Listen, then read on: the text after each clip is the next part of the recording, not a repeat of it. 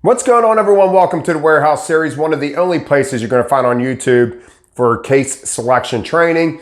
You know, I am very humbled by the comments and the replies that I get, the private messages from people that have been in the warehouse setting for a couple years selecting, or people that haven't even started yet and they're binge watching my videos and telling me that, hey, I've been binge watching your videos for 2 weeks.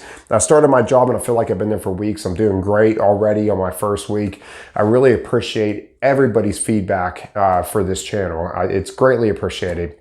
With that being said, subscribe. That way you guys don't miss out on any of my videos. Subscribe, hit the notification bell, leave comments, and give me a thumbs up. And you guys could join Discord. Discord is just a warehouse community. We got people from every single warehouse you could possibly think of over there talking every day, leaving their pictures and giving feedback on what they feel like should be done too. It's a great little community over there. That link is going to be in the description below.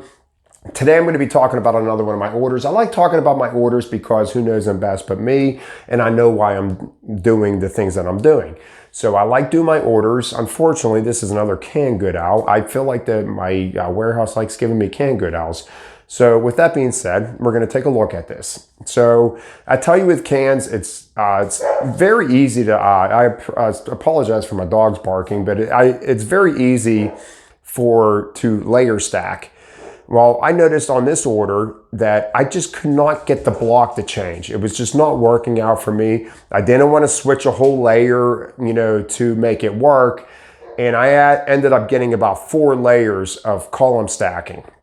And with the arrows, you could see the bottom arrow, I got to tie it in. And that wasn't good enough for me. I figured if I do 4 column stacked, I need to go 4 the opposite direction to get that weight distribution to be even. So it wasn't one row tie in and then go back to the way I was doing it down here. It was the rest of my pallet needs to be facing back that way. I need to put the block the opposite direction to get the weight going.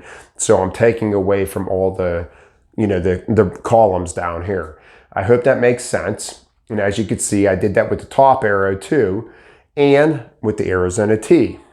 So with the Arizona T, I put it in the same direction, and that way I know my weight is going, I have even weight between the bottom of my pallet and the top of my pallet.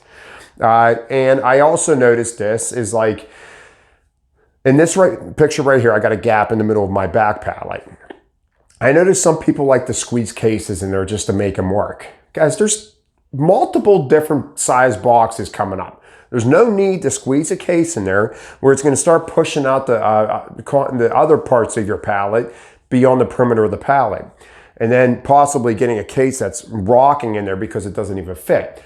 Don't force something in that gap that's not going to fit. More than likely, you're going to get it.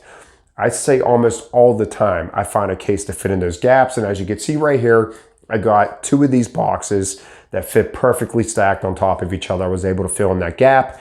And here's another example. All right, I had a corner of my pallet. This is the top corner of that same pallet, and I just could not find cases to work. Well, I knew different size boxes were coming up that I would find something to fit there. I'm not going to force a case here that's hanging off 4 inches just because I want to fill in that corner. And as you can see, I did just that with the Swiss Miss. I laid one on its side and put one upright, and it actually equaled the Arizona T perfectly. So, and the other thing is I want to talk about, as I told you, I like putting Arizona T up on the front pallet. And I had like 10 of them, and I put every single one of them on the front pallet.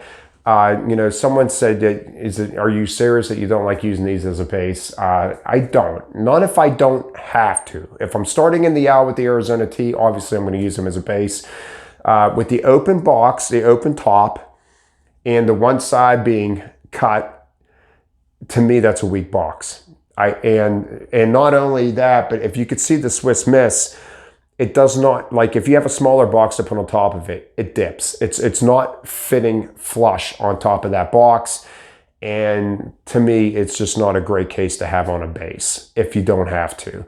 So I always like throwing it up on my front pallet, but if it's working for you, absolutely do it. But for me, I prefer it up on the front pallet if I can, over waist high. All right, guys, so the last thing I want to show you is I'm going to show you finished product on these two pallets. This is my back pallet. As you can see, I stacked coffee straight up, and then I tied those coffees in whenever I possibly could. And here is the back of my front pallet. You could see the Arizona tea. Then I was able to put cases on top of the Arizona tea with stuff on top of that to tie that in nicely. The back of that pallet actually turned out really nice. Remember, guys, weight distribution. I put the rest of that pallet going basically towards the middle of the pallet. And here is the front of my pallet. You can see the front of the pallet looks great. I mean, the front's tied in very nice all the way up. And, it turned out very nice. I was happy with this, and that's it, guys. So this is what I want to show you for today. I hope that I'm going to start getting some different orders in the warehouse, get some dog food and stuff to that nature, so I can talk about those as well. I'm sure I will. And I'm also going to try to get me selecting in the warehouse like I did on some of my other videos. I'm going to try to get me, actually selecting case by case. So with that being said, I hope you guys have a wonderful day, and I will see you next time.